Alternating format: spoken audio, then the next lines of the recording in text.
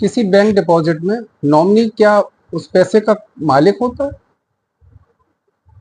Depositor की death के बाद में जिस पे खाता धारक है, जिसका पैसा जमा है, उसकी डेथ के बाद में क्या नॉमिनी उस पैसे को पूरा ले सकता है, या उस पर उस जो डिपॉजिट जिसकी डेथ हुई है, जो जमा करता था, उसके लीगल हाइट्स का हक है? कौन उसमें प्रिवेल करेगा? किसको पैसा मिलना चाहिए? आज हम बात इसी मुद्दे पर करेंगे। नमस्कार, मेरा नाम केयू खान और मैं एक रिटायर्ड बैंकर हूं। मैं आपसे बात करूंगा बैंक डिपॉजिट में नॉमिनेशन पर। नॉमिनी के क्या राइट्स होते हैं, लीगल हाइट्स के क्या राइट्स होते हैं, और लीगल हाइट्स कौन कौन होते हैं। तो दोस्तों, बैंक में जब भी पैसा जमा कराया जाता है तो बैंक के अकाउंट ओपनिंग फॉर्म में कॉलम होता है कि नॉमिनी का नाम, उसका आयु और उसका रिलेशन। इसी तरह जब आप ऑनलाइन खाता खोलते हैं वहां पर भी ये कॉलम होता है। आज से बहुत साल पहले 90s तक ये चीज़ नहीं हुआ करती थी, और उस वजह से बहुत सारे लोगों को जब डिपॉजिटर की डेथ हो जाती थी उसके बाद में पैसा लेने में बैंक से बहुत समस्याएं आती थी। कई बार कोर्ट से वारिसान सक्सेशन सर्टिफिकेट बनवाना पड़ता था।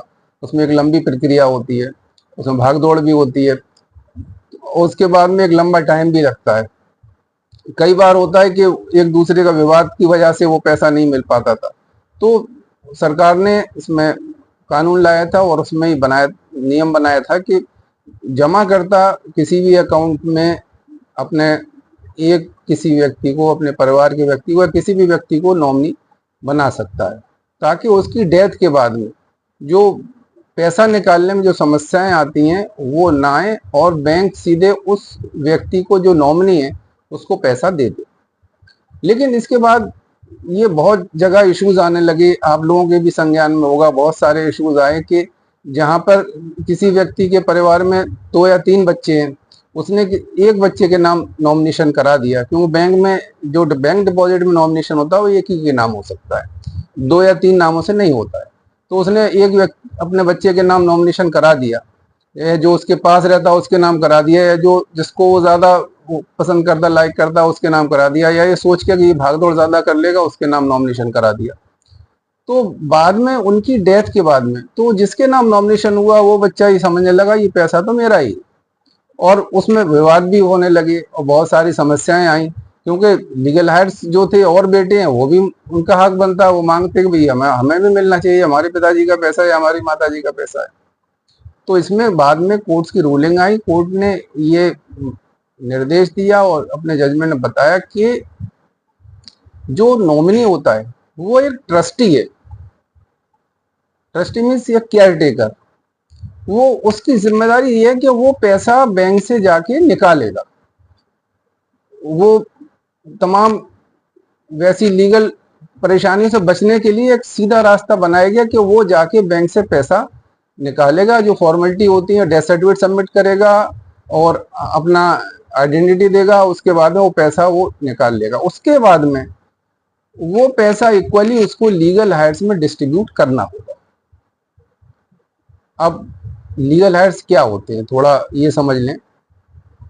तो देखिए, जो हिंदू सक्सेशन एक्ट होता है उसमें अगर जो हिंदू पुरुष के मामले में होता है कि उसकी पत्नी, माँ और बेटे और बेटियां, ये क्लास 1 की लीगल हाइट्स होते हैं। इनमें ये पैसा इक्वली डिस्ट्रीब्यूट किया जाता है। इसी तरह हिंदू फीमेल में अगर महिला कोई खत्म हुई है तो उसका हस्बैंड और बेटी और बेटियां, ये लीगल हाइट्स होते हैं। ये क्लास 1 की लीगल हाइट्स हैं। क्लास 1 की लीगल हाइट्स में जो डिस्ट्रीब्यूशन होता है वो इक्वल शेयर का होता है। अगर 4 लोग हैं तो 4 में 25-25% डिस्ट्रीब्यूशन हो जाएगा। लेकिन अगर बाय द वे क्लास 1 के लीगल हाइट्स नहीं है तो फिर क्लास 2 के लीगल हाइट्स होते हैं।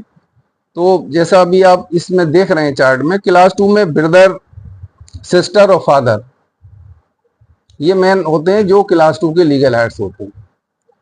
तो अब सवाल ये होता है कि नॉमिनी है किसी खाते में तो वो नॉमिनी उस पैसे को निकाले और उन लोगों में इक्वली डिस्ट्रीब्यूट कर दे।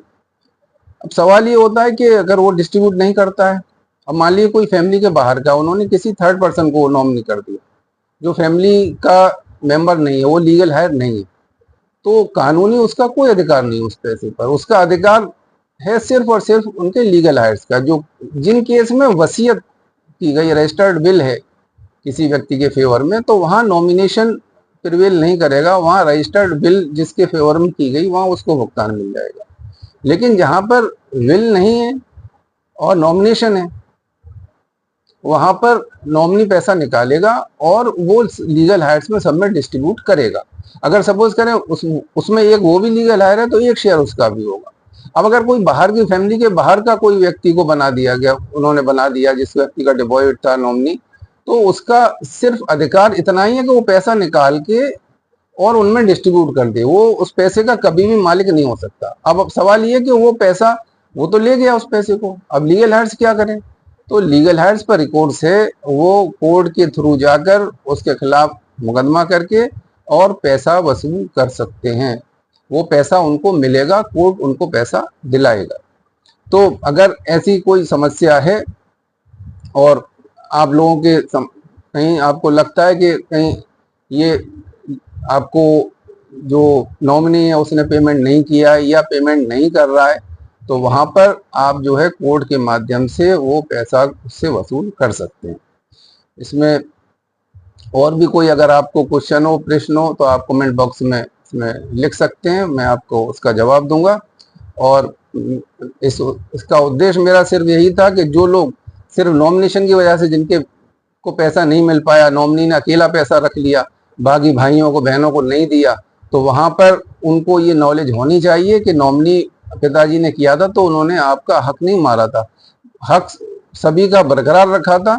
उसमें सिर्फ ये कर दिया था कि वो परेशानियां जो थी, लीगल परेशानियों से बचने के लिए वो एक व्यक्ति निकाल के इस परिवार के सभी लोगों में बांट देगा।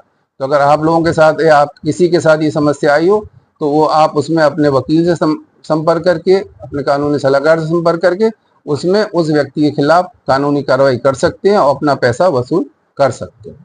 Thank you.